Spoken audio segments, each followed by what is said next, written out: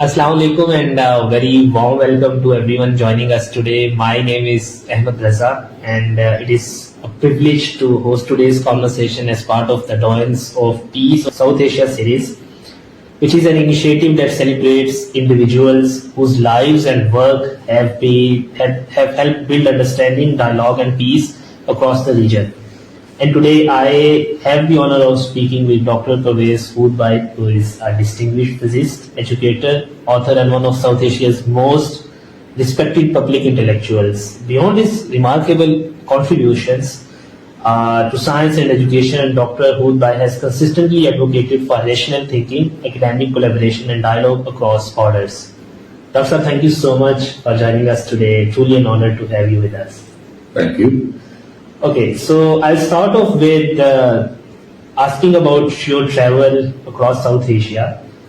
You have widely traveled and interacted with people across South Asia over many decades. So when you think back to those journeys, is there one experience, encounter or memory from another South Asian country that still stays with you, not because of politics, but because it reminded you how similar we really are? Most of my interaction has been with India. And I've been there several times. I went there first when I was 5 years old because my maternal uncle migrated the other way. Very few Muslims migrated from Pakistan to India, but he went to Bombay. So I was 5 years old when I went there. But since that time I've been there many, many times. I've also been to Bangladesh and to Nepal. The one thing that stands out is the utter similarity between us South Asians. We look the same. We can sort of understand each other's languages, sometimes even speak it. We have a similar mentality. That's very important. It's a mentality that we do not share with, let's say, Iranians or Afghans or the Arabs and so forth, much less the Europeans. But when I go to any of these countries, then I feel that I am among my own people. And that gives me a sense of solace, satisfaction. I'm able to relate with others. And my principal interaction was with scientists, actually, because when I was studying in the United States, I met many Indian friends who were also studying in the same university, and then we kept up over the decades that followed. We also met at international conferences and so forth. But there are so many other experiences with other kinds of people, with peace activists, with just people who like films and so forth, music. There's so many things that bring us together. So our commonality is that of South Asians. So like there were so many connecting points and you feel like you are at your home when you go to those countries.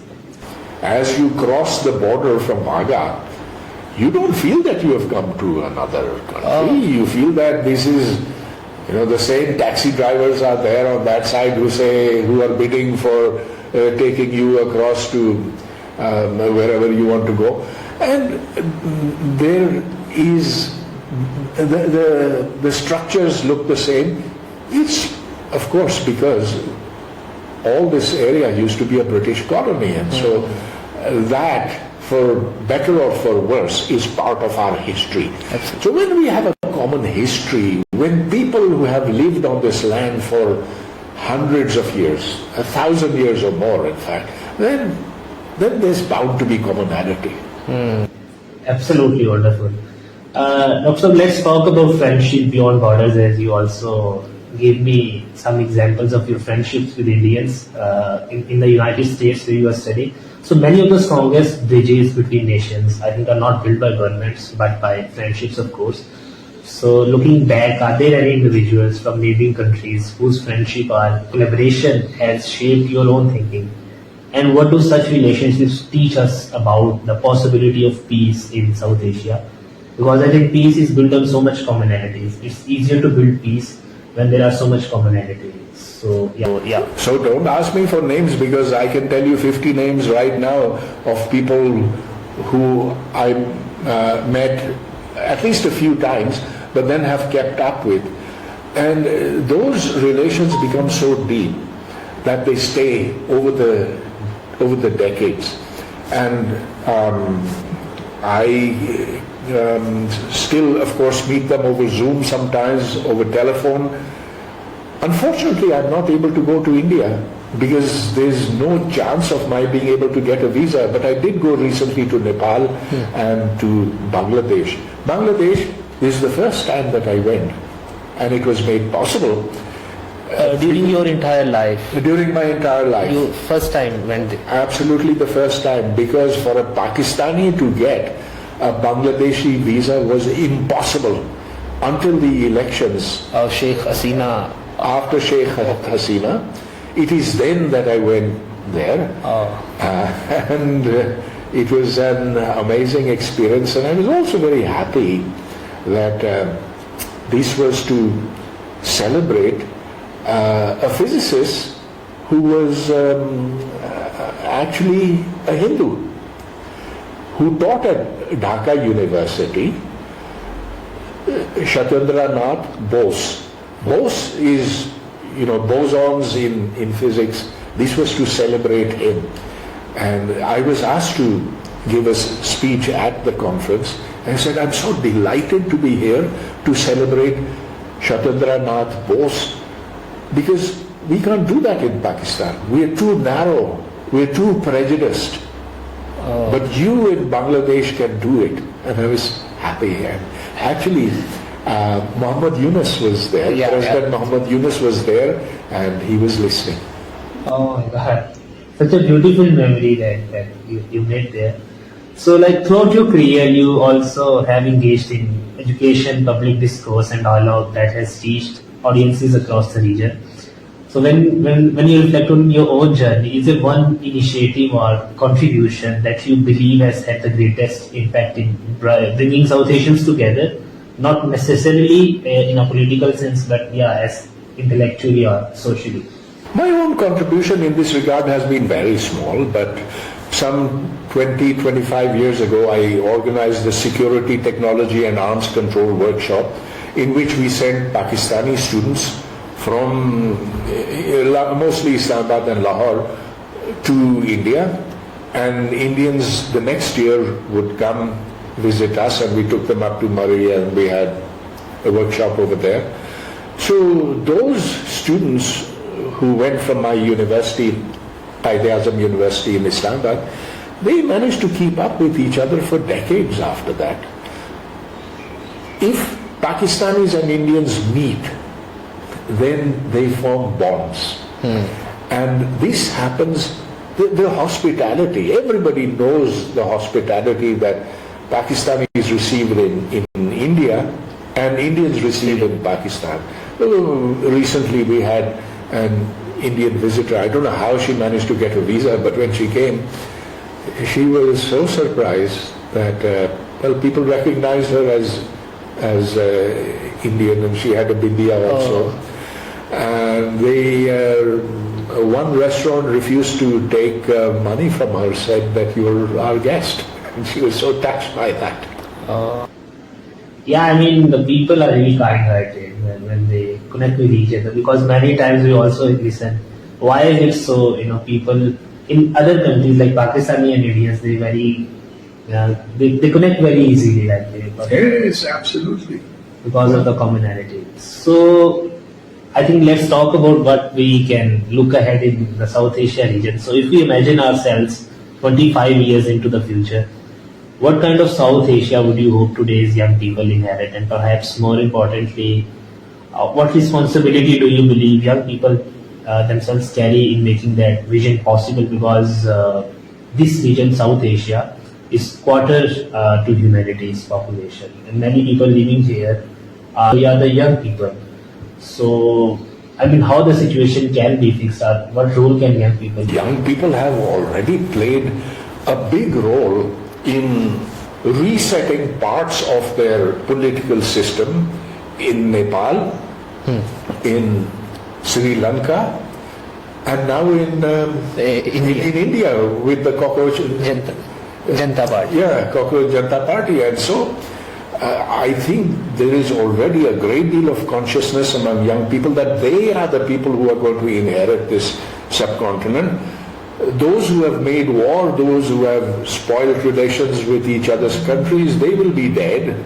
And it's up to them to improve things. So many things need to be done.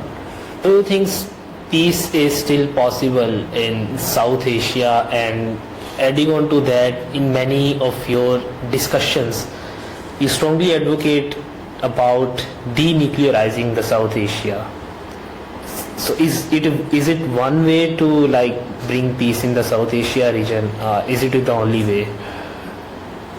I was, to be quite honest, the very first person to say that Pakistan should not make a nuclear weapon. Okay, the fact that I'm a nuclear physicist has got nothing to do with this. And for 30 years, and even more, so starting from the early 80s, I have been saying this, writing, making speeches, I've made a documentary, I've written a book, all that. Oh, even at the time when we haven't achieved. So I'm talking of 80s, 70s. No, even before that. 1978 was when I wrote my first article against nuclear weapons. I had just received my PhD in nuclear physics, and I've always been against nuclear weapons. Okay, but a lot of water has flowed under the bridge, and now both countries have very developed nuclear forces, which they're not going to get rid of. So, yeah, denuclearization should be a demand, but it's not a demand that we can expect will be fulfilled anytime soon. Much more important than that is now to insist on normalization of relations. So, and that is the beginning of better relations, so then we can have trade with each other, we can have educational exchanges and all that. But you know what I keep insisting on is that people be allowed to cross from here to there to here. I've had such wonderful experiences. So some 20 years ago I went to India. I went to give talks at schools, colleges, universities, and there's a very poor Gharib school that I went to in Delhi. And I spoke there, of course, in Urdu. A little girl comes up to me and she says, आप तो हिंदी बोलते हैं? मैंने कहा कि हाँ, हम इसको उर्दू कहते हैं. आप पाकिस्तान से? And she actually came, she touched me and she said, she couldn't believe that a Pakistani could actually be saying things that she could understand, relate to and like. The hostile propaganda from each other, it's as if we have horns on our heads.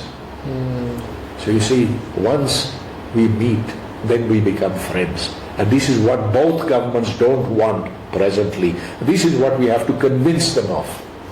So that's our petition basically to both of the governments. Thank you so much, Dr. Saab, for sharing not only your experiences but also your wisdom and hope for the future. And I really want you to complete one sentence before we conclude. So for me, peace in South Asia begins with?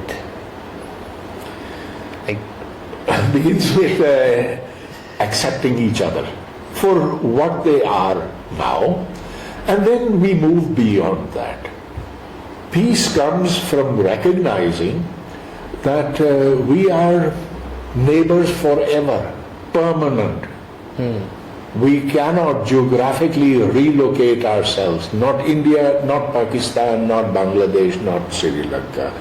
And so, learn to live with each other. That's the formula for peace. I think it's a very beautiful way to give hope to all the South Asians. So to everyone watching, thank you so much for joining us. If this conversation really inspired you, we encourage you to continue these dialogues with your own communities, because every meaningful conversation is a step toward a more peaceful South Asia. Until next time, thank you, stay safe and keep building bridges. Khuda Hafiz.